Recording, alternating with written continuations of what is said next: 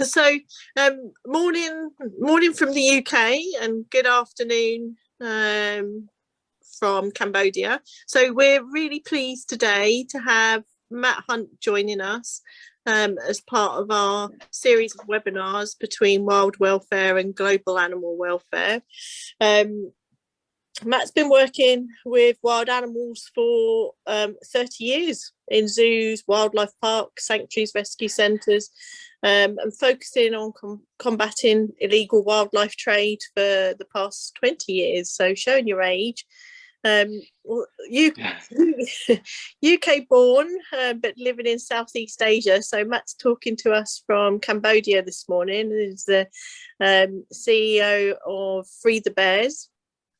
But he oversees multiple projects and partnerships across Asia, and his work includes rescue, care and rehabilitation of hundreds of bears from illegal wildlife trade and bear ball farms. So Matt's also an active member of the IUCN Bear Specialist Group, and has many things to his credit. So received the San Diego Zoo Global Conservation in Action Medal in 2018, and is a founding board member of both Wildlife Asia and Wild Animal Rescue Network Asia, which is WARN as well.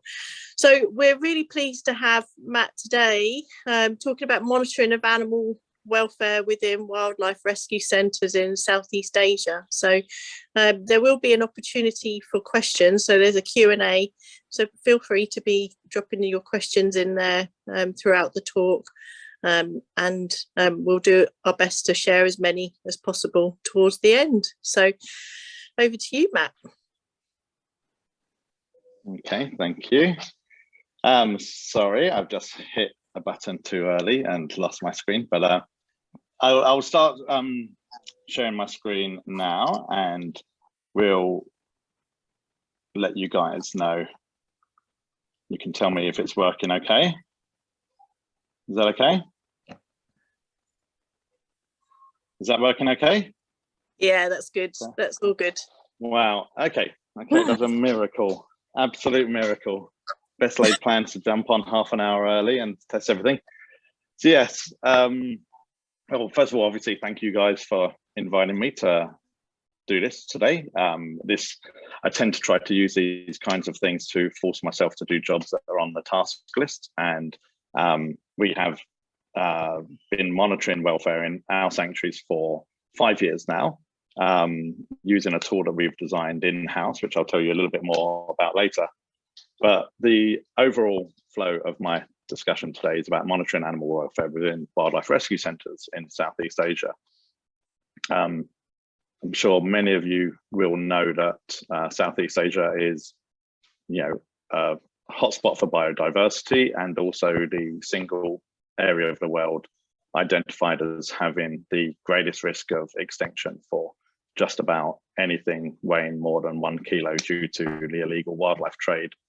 As a result of that illegal wildlife trade, we do have a growing number of wildlife rescue centres which are being set up to accommodate animals that have been seized from illegal bear bale farms, captivity, illegal wildlife traders, from restaurants, all sorts of different situations and all sorts of different species. And, this obviously places huge pressure on the governments and organizations that are responsible for these sanctuaries. And so, although animal welfare might be thought to be a primary motivator for the existence of these sanctuaries, it's actually quite rare that you find animal welfare monitoring happening within the sanctuaries, due to the fact that so often people are wearing too many hats and trying to squeeze too many hours into each day. So for a bit of a overview, it's from the OIE, which gives a basic background on animal welfare. It means how an animal is coping with conditions in which it's kept. An animal is in a good state of welfare if, as indicated by scientific evidence, it is healthy, comfortable, well-nourished, safe, able to express innate behavior and is not suffering from unpleasant states such as pain, fear, or distress. Good animal welfare requires disease prevention and veterinary treatment, appropriate shelter, management, nutrition, humane handling, and humane slaughter or killing. Animal welfare refers to the state of the animals. The treatment that an animal receives is covered by other terms such as animal care, animal husbandry, and humane treatment.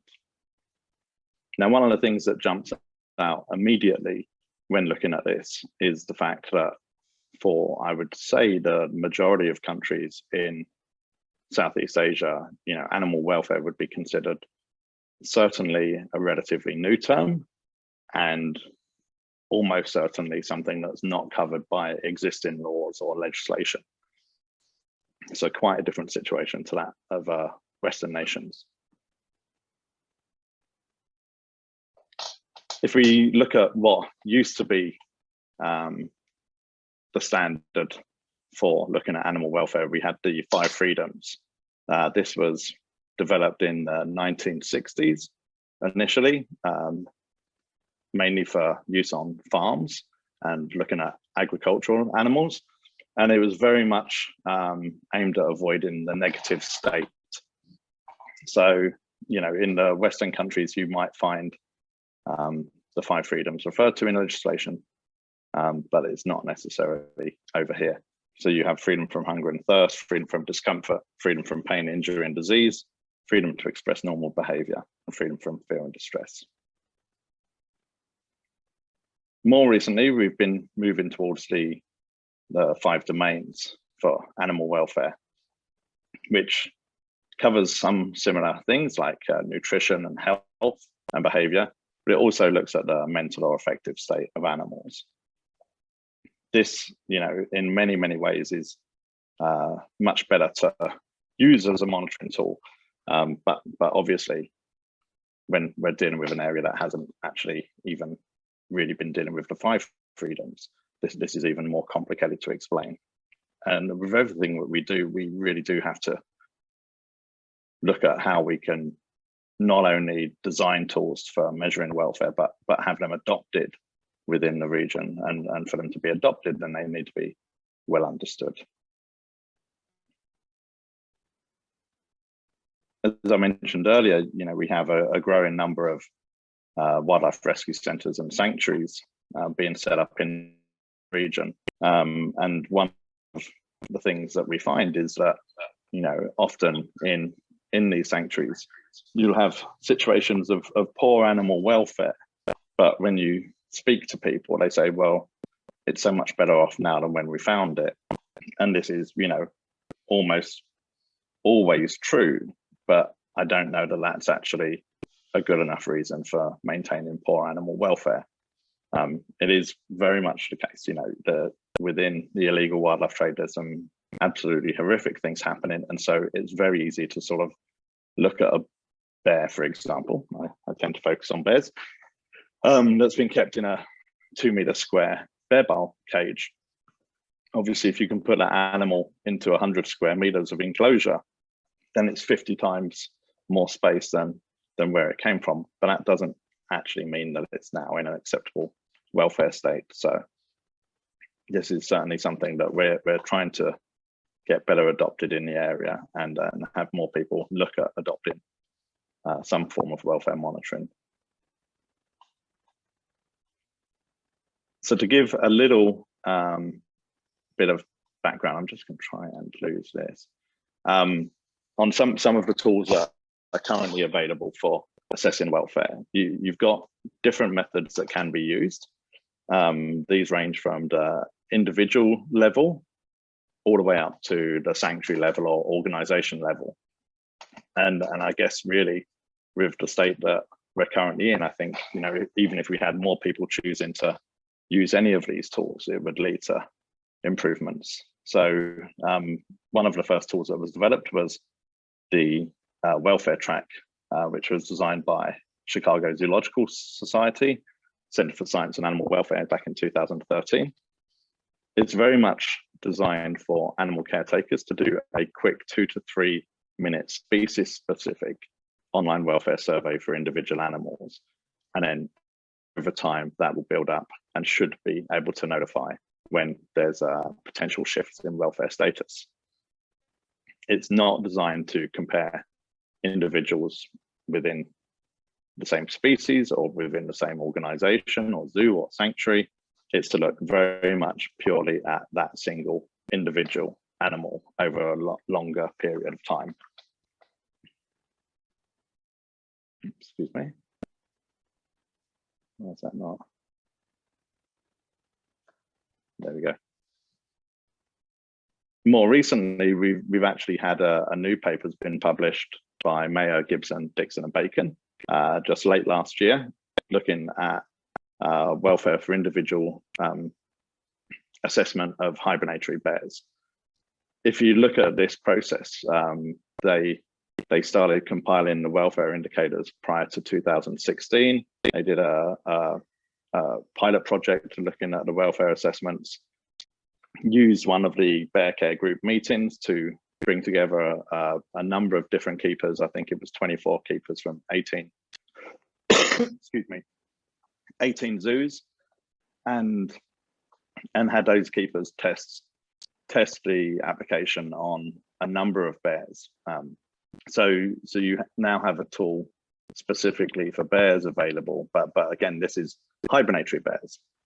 Where I work, we have tropical bears, the sun bear and the Asiatic black bear. So yeah, again, it's a lot of work to develop these tools, but even once it's developed, you can't necessarily find something that works for everything, you know, so there's still a long way to go.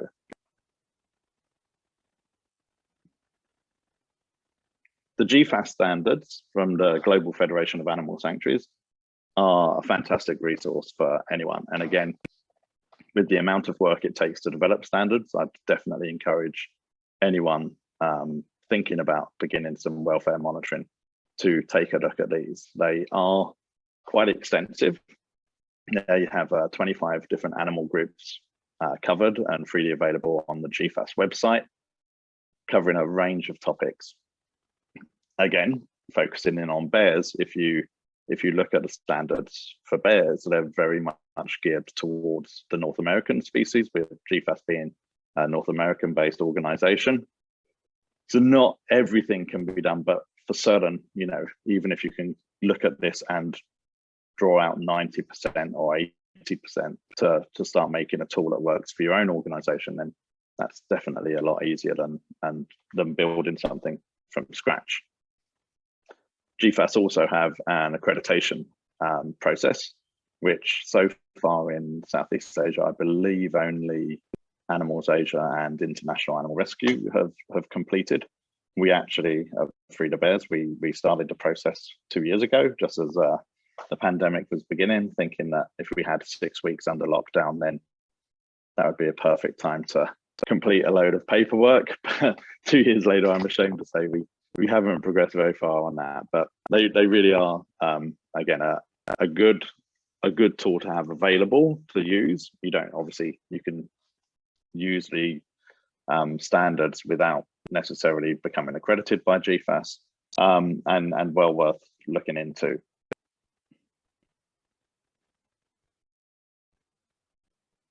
The Zoo and Aquarium Association of Australasia did a statement, I think it was in 2015. I'm afraid I can't see my notes.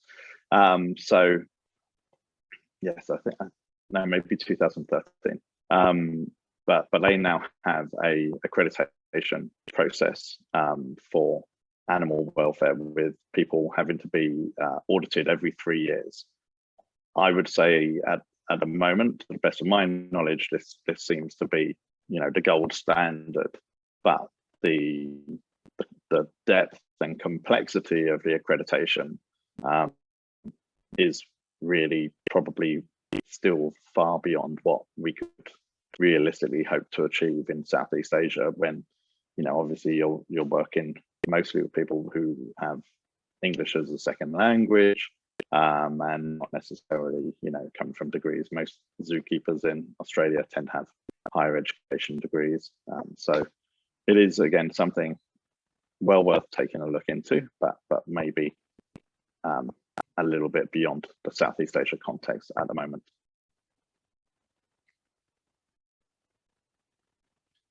And then obviously from the World Association of Zoos and Aquariums, we have the animal welfare strategy.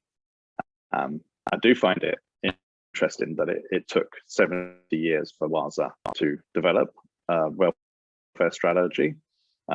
Again, this is a fantastic resource now with lots of tips throughout, and definitely something that can be applied both to sanctuaries, zoos, and wildlife rescue centres. It does cover 9 different chapters, a range of different topics. Lots of good information can be drawn from there. And yes, I do think when developing this, WASA were supported by I4, World Animal Protection, RSPCA, Humane Society. So I think, we're really starting to see, I think zoos adopting welfare as a very important part of their day-to-day business. And certainly, again, showing that sanctuaries really should be paying more attention in this area. So for Free the Bears ourselves, Nick just gave a little overview. As of today, we currently operate in Cambodia, Laos, and Vietnam, where we have 5 different facilities. 2 in Cambodia, one in Cambodia, which we've been operating with the Cambodian government since 1997. 2 in Vietnam, in Cat Tien National Park. One which we inherited in 2008, was originally set up by the national park itself. And then another new Cat Tien Bear Sanctuary, which we've been building since 2014-15. And then up in Laos, we started working with the Lao government in 2003, and we have our original Tak Krang Si Bear Rescue Centre, which has been operational since 2003, and then a new Luang Prabang Wildlife Sanctuary, which we've been building since 2017.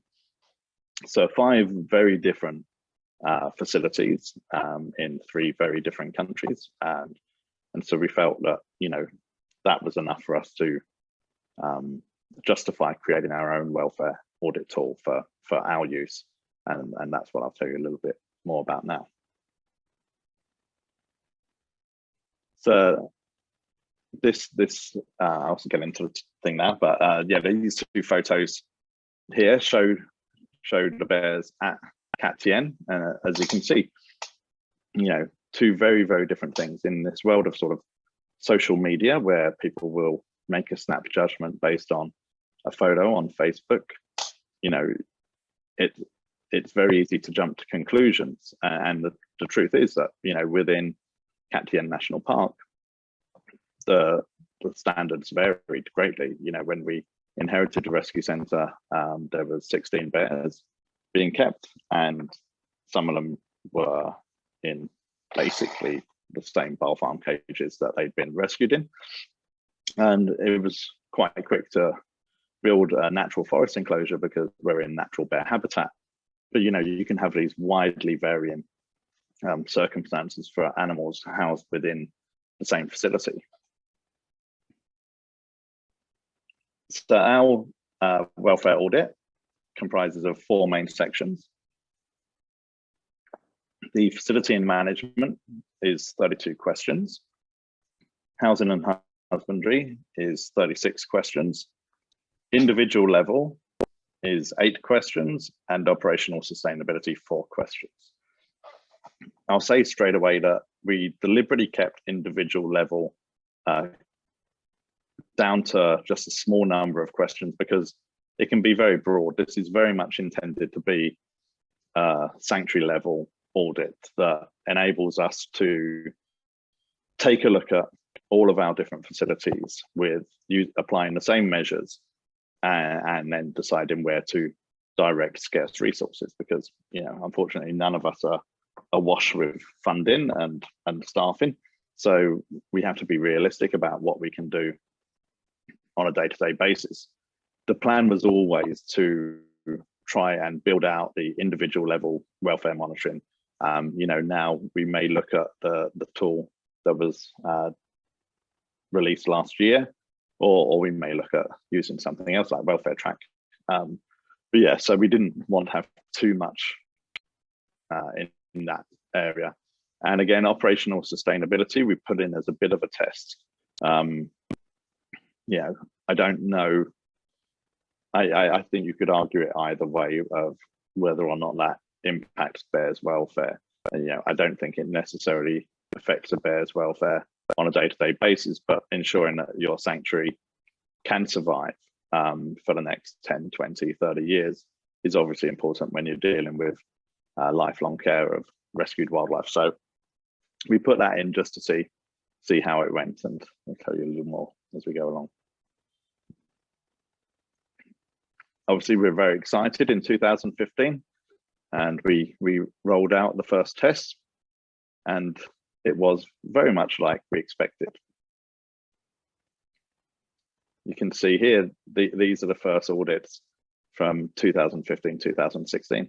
There's an awful lot of red fails on there, but that's fine by us. We knew that was the case, or going to be the case. And to be honest, if we had a whole bunch of straight A's, then I don't think the tool would have been worth developing. The point was to help us deal with a fluctuating number of bears coming in at a rapid rate in some countries, whereas other populations might be more stable, and help us look at where we needed to do the most work.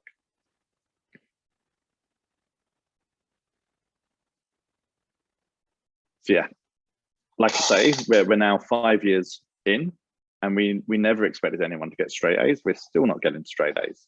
I'll tell you a little more about that.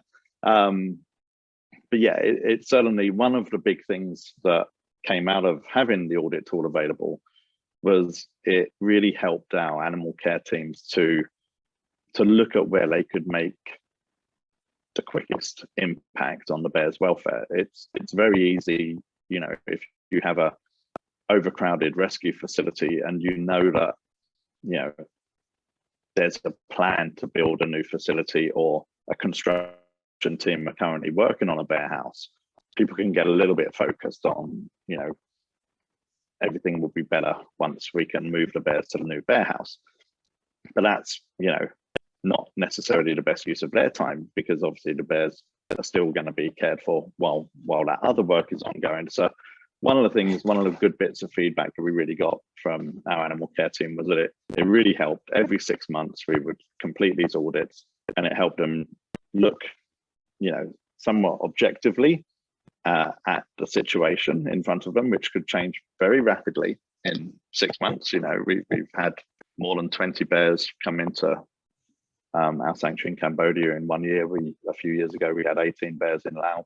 When that happens, your situation can change very, very rapidly, and it really helped the team to look and think about where everybody could do their bit to help improve welfare.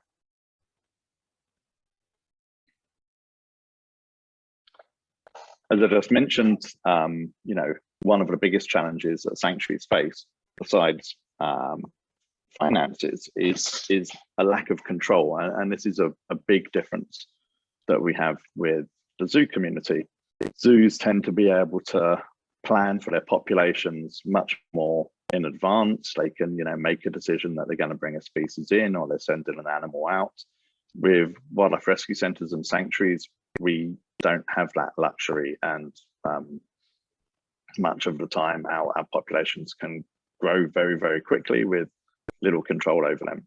This here is our population graph since 1995 for our sanctuaries.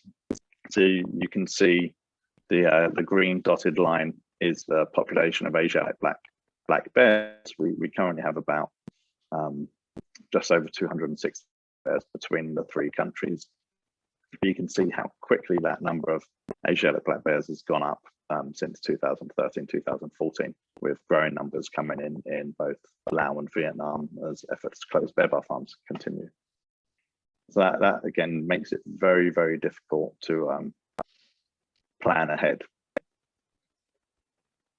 So I was going to give just a quick example, looking at our 2 sanctuaries in Vietnam, or 2 facilities in sanctuary.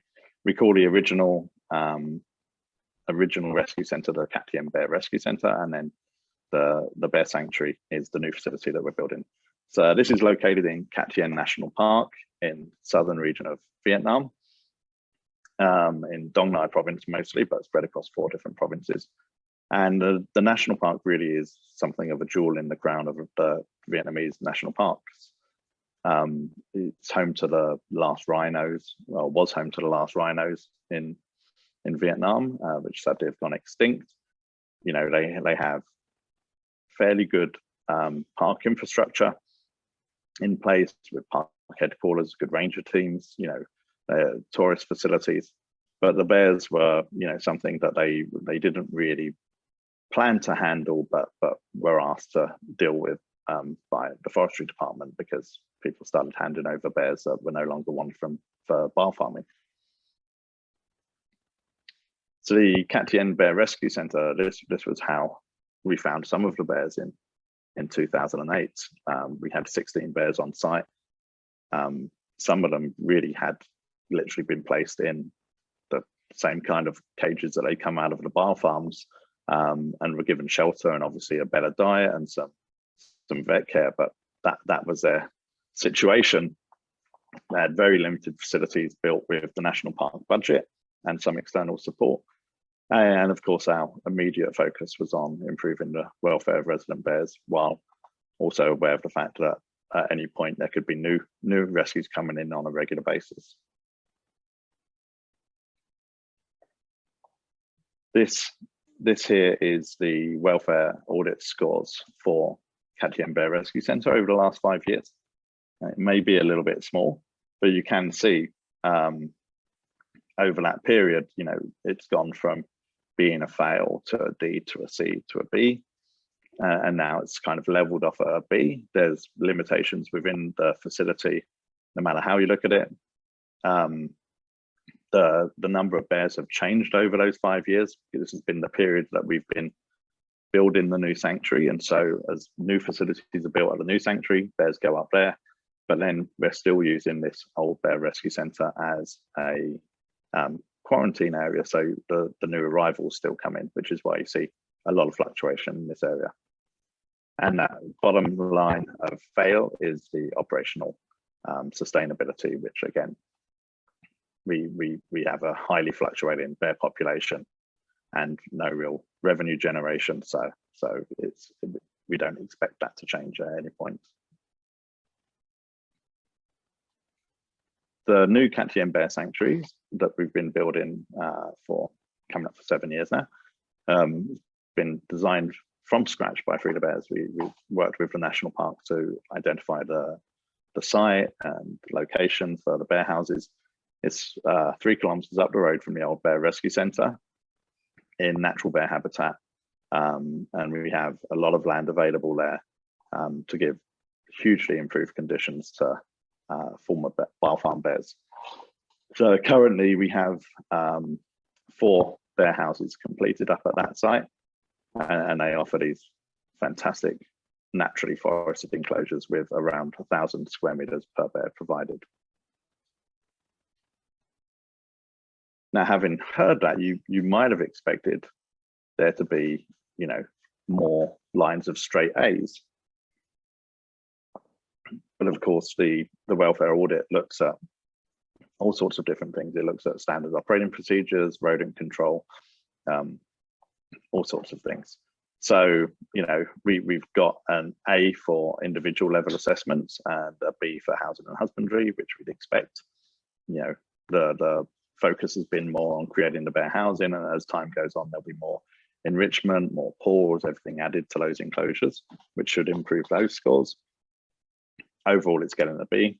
And again, the operational sustainability, because we don't yet have on-site revenue generation. So, and for the last 2 years, we wouldn't have been able to do anything due to the COVID situation, and of course, a growing bear population, which does make it tricky to secure sustainability. I think one of the things we've learned looking at this is that, you know, whether or not we should be weighting certain elements more strongly. You know, at the moment, most questions go from 1 to 3 points. So having a rodent control policy in place may also score as much as whether the bears have on average 100 square meters of forest to enjoy or 1,000 square meters. So shade, ambient temperature, number of dens, these are all more important things. So we do plan to have a sit down as a team and go through this later on this year, and after 5 years of results, see whether there are any changes that we want to make to the audit tool. I mentioned previously, the goal was always to look at more individual level monitoring once we had the facility level monitoring underway. That's still being planned. Again, COVID has scuppered those plans somewhat. But we've done a study looking at fecal cortisol levels and hair cortisol levels in animals. We have the new tool designed for the hibernatory bears that we could adapt, and for sure, as part of moving forwards, we want to engage with our animal care team much more in doing the monitoring of individual animals themselves. So far the sanctuary level monitoring audit has been done mostly by our animal managers or middle management teams. So getting the work into the hands of those people that are actually caring for the bears themselves, I think, is an important thing. I've put a photo here as well of Champa, who's a very special little bear to us and raises all sorts of issues with regards to welfare. She came into our care in 2010 with hydrocephalus. And so had she been in a Western facility, she almost certainly would have just been euthanized straight away. But because we were in Laos, and Laos culturally would not accept euthanasia at that point for a protected species, that wasn't an option. So we ended up having to perform surgery on her to ease the hydrocephalus, which was successful in 2013, but ultimately she passed away in 2019 after the shunt that we inserted came out. She was a little bear with a big character and made huge changes to the way that we looked at welfare, because for her case, trying to measure the welfare of a mentally impaired bear is obviously hugely challenging.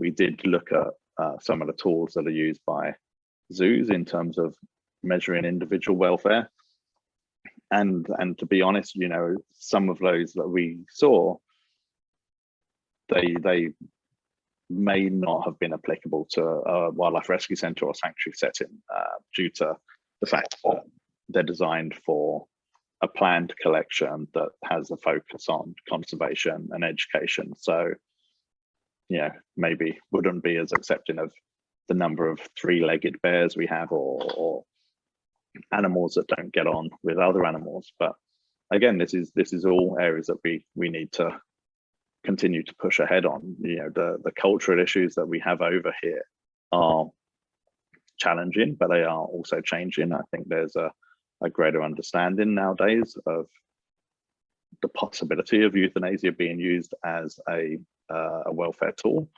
but there's still the case that in many countries in this part of the world it would be considered culturally unacceptable.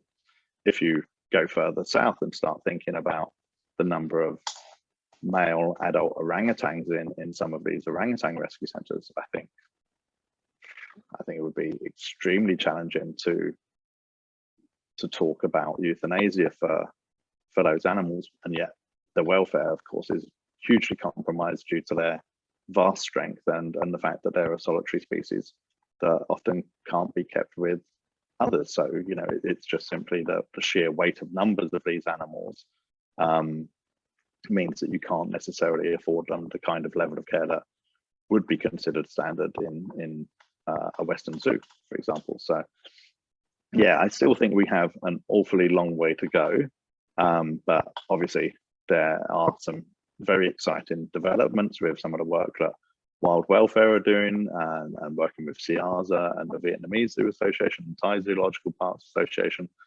I think we really are hopefully going to see some big changes over the next 10 to 20 years. Hopefully beforehand as well. And yes, and like as I mentioned before, we are also looking at ways in which we can use visiting researchers to carry out long-term behavioural studies, or even physiological assessment of stress would be hugely helpful. But this is all emerging sciences, and yeah, still a lot of work to be done in this area.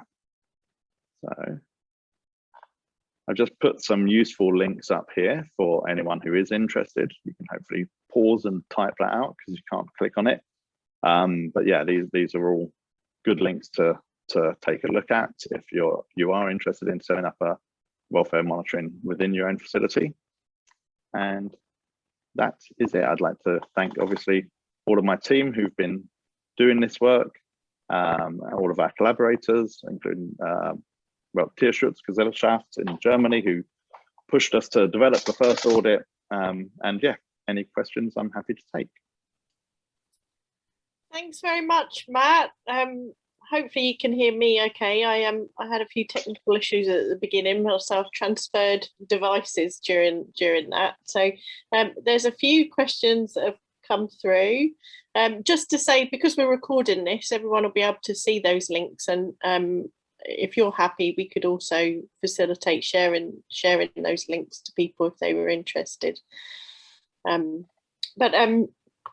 so a number of questions, some related to the audit, some more general questions. There's one anonymous attendee who's just asking about if there's any past or upcoming wildlife welfare program activities in the Philippines that you know of, and just to say to whoever that is, if they have something in mind, they could also contact Wild Welfare or Global Animal Welfare. I think Sarah would be best to answer that one. Yeah, I think in the past we've done a little bit of work in the Philippines with Wild Welfare. I'm not quite sure where we're at in terms of hopefully a post-COVID world, and where we're getting to with those programs. But yeah, it's something that we'll certainly look for in the future, and we have certainly done some activities there in the past. Just another question, Matt, then. Did you conduct the fecal and hair cortisol level in-house, or did an external researcher come to the sanctuary? So on both, external researcher came in to carry out the behavioral monitoring to match alongside the cortisol measurements, and then the hair cortisol was done for sending to the Leibniz Institute in Germany for analysis.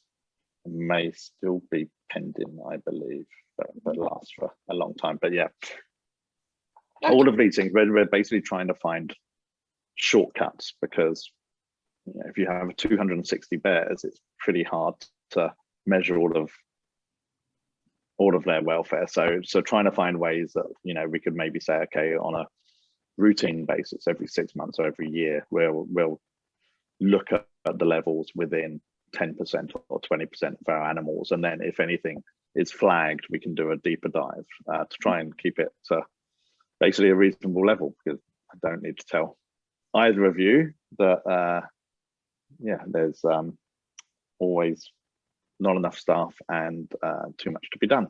Mm-hmm. Yes, I do. Sound familiar? Samita has said here, just along the lines of cortisol, that they were able to quantify cortisol levels in zoo house Malayan sun bears using saliva. So thanks for making that comment, Samita. Interested, yes. Yeah. So other questions. What's the percentage of bear species do you see rescued from bear bar farms? So, for example, sun bears versus Asiatic black bears. So in Vietnam, it is about 97%. Historically, it's been about 97% Asiatic black bears, far fewer sun bears. In Laos, similar, almost none or one or two sun bears within the population. It's very much the Asiatic black bears. The sun bears tend to be coming in for other IWT reasons, things like the bear paw trade or pet trade or tourist attraction trade. Yeah, much less so coming in from the bear bar farms. Mm-hmm. And Eloise is asking about re-release of any of the bears that have come into any of your sanctuaries. Yes. So we've done a couple of pilot projects in Laos and Cambodia some moons ago, and are always looking. I think what we learned from those was that we still have much to learn. So it is an activity that's been identified in the Global Conservation Action Plan for sun bears to both research and develop guidelines and best practice for re-releasing bears. I think the truth is that within Southeast Asia at the moment, there are, more forest still has bears than is completely wiped out. And it would be much easier to re-release bears into forest that has no existing wild population. But there are certainly cases, Vietnam being a case, an example, where we're getting very few photos of sun bears on camera traps. So it might be that re-release of sun bears to repopulate those forests in the future may be deemed more important. But yes, there's still a lot of work to be done on that front in terms of refining the techniques. Mm-hmm. I actually spent yesterday morning walking with a little sun bear as part of a release program, which was the best midweek thing I've done in a long time. That's a whole other webinar, isn't it, in itself? We could spend the next hour talking about just that. Another question just about the audits, because obviously they're a wonderful tool for looking at welfare objectively. How does the audit that you've designed mitigate any subjectivity with different people conducting the audits? That's a good question. Yeah, so basically the audits have a space underneath for making the notes so that we can see how that has been, how these numbers have been arrived at or conclusions, and then basically the audits are completed every 6 months by either animal manager or program manager, one of the senior staff, and it's then sent to regional team, which is our regional director Brian or myself or someone else, and we double check them and we'll go back with questions. And if somebody says, yes, we have a rodent control policy in place, we say, can you please provide some evidence? and sometimes you find, this was something, in reviewing some of these other practices that are put into place, I think, it would, and the new tool developed for the individual bears, they've tested inter-observer reliability, which of course is very important.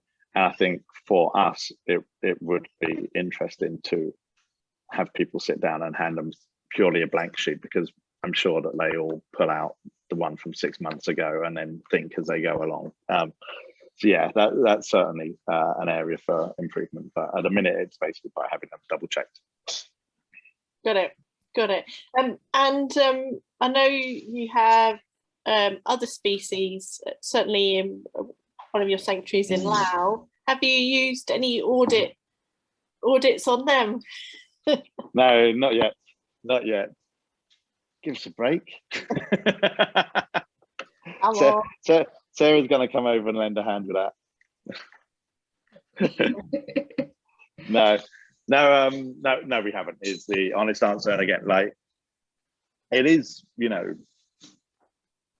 it's a lot of work. I understand why people are not doing it. I think, once you have the tool in hand, then it's it's easier to do, but even keeping up with that in amongst everything is difficult, and developing the tools, which is why, I'm a firm believer in not trying to reinvent wheels.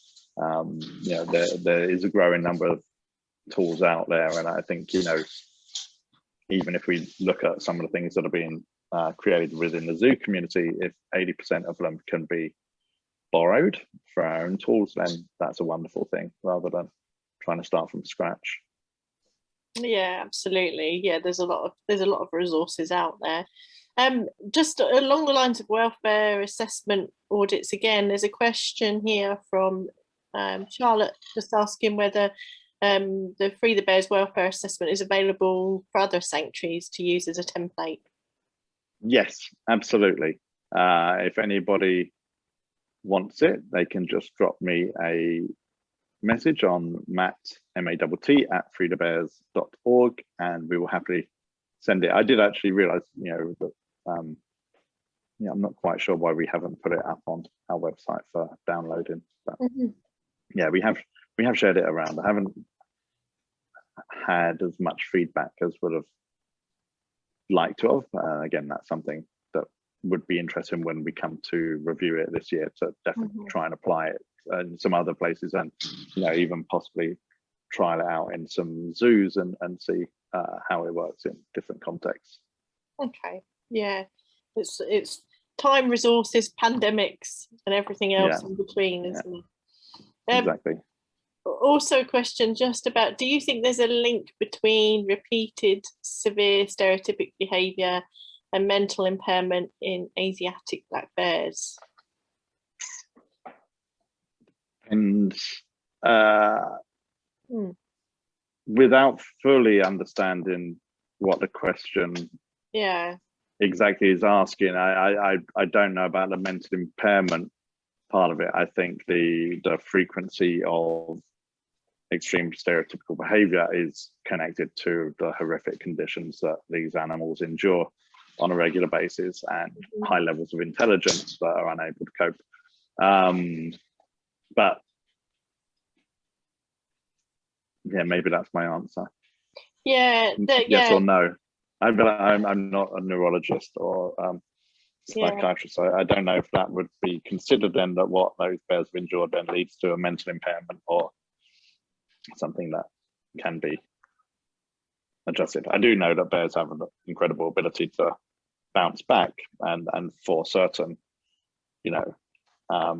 some of those animals that have been kept in bear farms for decades can take an extremely long time to bounce back, but even then, it's just about giving them choice.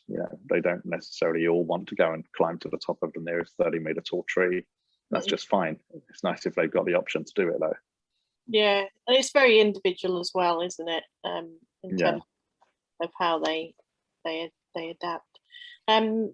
Another question with regards to volunteering. Obviously, with COVID travel, it's still difficult, but are there ways that people can volunteer from home? Volunteer from home? Yes, we do actually have state support groups in Australia, and we're trying to get support groups set up in the UK. So for sure, that is possible. I really do also hope to, like Cambodia, where I am now, is open again. So we are going to be accepting volunteers at our sanctuary here again. Hopefully people can come over and lend a hand again. I think our keepers have missed having volunteers to help with all of the enrichment and weaving hammocks and everything. So yeah, hopefully we're starting to see some light at the end of the tunnel. There'll be a flurry of emails after this then, hearing that. What else is there? How do you see the role of sanctuaries, rescue centres in Asia over the next 20 years?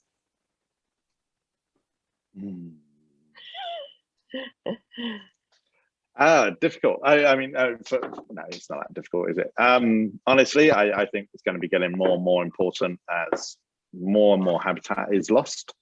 So, the role as a place for creating education and awareness, for doing research, for placing animals that have been rescued from illegal wildlife trade, and I do think probably more and more for getting animals back out into areas of empty forests. It's going to be growing. Yeah, I don't see redundancy notices going around anytime soon. Mm-hmm. Yeah, sadly, yeah. It is sad, yeah, but you know, there's some exciting things happening, and you know, so much of conservation is kind of connected with development, and you know, as places you know, start to realize that how much they've lost of their natural environment, then people start to appreciate it much more, as you see in some countries in the region. So you know, you've got to hope that that's going to be happening more and more as we go on, and then you're going to have more people really engaged and wanting to both secure the wild populations and also, you know, help animals that have been fallen victim to illegal wildlife trade. For sure. How do you see the relationship between sanctuaries, rescue centres and zoos working more constructively together for both welfare and conservation? Yeah, well, I think, well, we're all from zoo backgrounds here, aren't we? You know, I've always kind of been of the opinion that, you know, of course there are good zoos and there are bad zoos in the world. I'd say there's also good sanctuaries and bad sanctuaries in the world. The fact of the matter is that it doesn't mean a thing to the animals that are within them what it says over the entrance gate. You know, all they're aware of is the world that surrounds them and the limitations that are being placed on them. So, you know, I really do think, you know, with the good zoos of the world doing more to help in conservation, there's obviously an awful lot of skills within those zoos that can come and help out within sanctuaries which are under-resourced and, you know, don't have access to the kind of technical skills. You know, we don't have, you know, keeper training courses or, you know, postgraduate courses for animal care staff in this part of the world. So there's an awful lot that can be done, and I think you're just going to see more and more blending going on, whereby hopefully, you know, the good zoos get more involved in conservation and work in the field.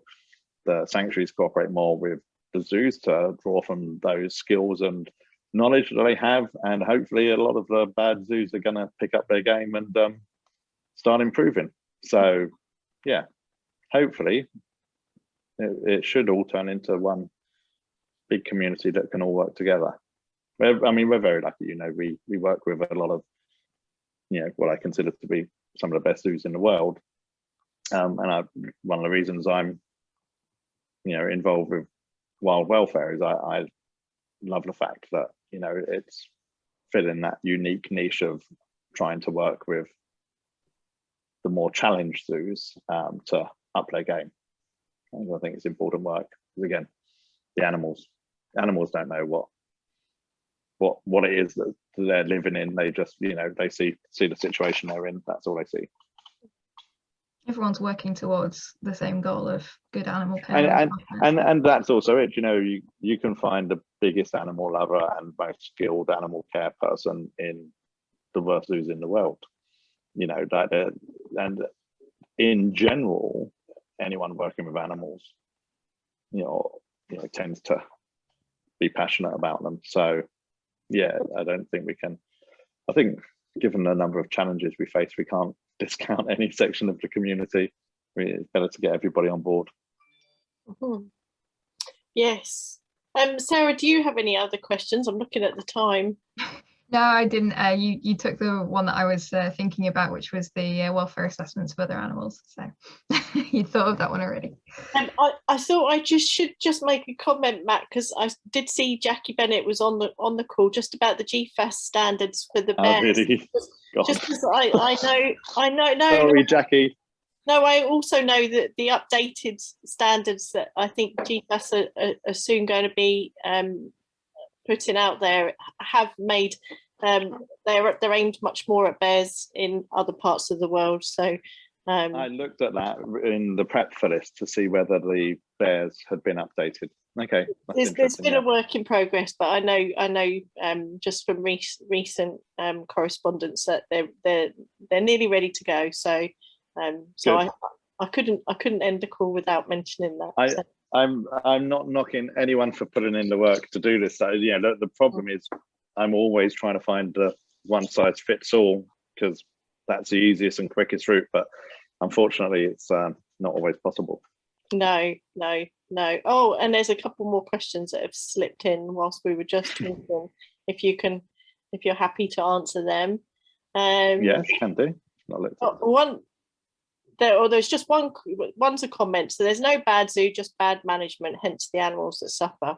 So, and do you think about collaborating on research with universities from other countries? Yes, we do. Yeah, we already do with our research program.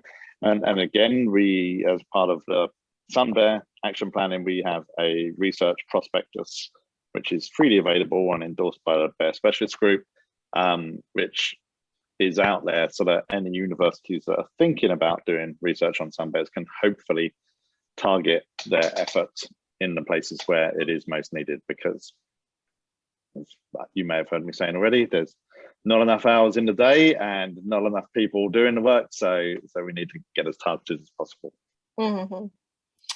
Thank you. Thanks, Matt, so much for your time, especially as you've just been talking about time and resources, for giving us so much of your time for this as well.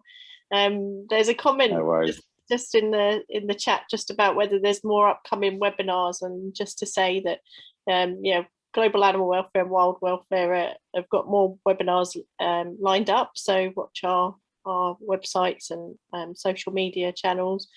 This recording will also be available in the next week on our relevant YouTube pages, and I know Matt's popping up all over the place and doing talks and things in different places, so watch out for Matt too. No. you know, I'm kind of avoided. Yeah. So thank you. Thanks to everybody who's joined us as well today. Thanks, Matt. Thank you guys for having us. Yeah, See lovely to see you all. Take care. Thank you. Thank you. Bye-bye. Bye.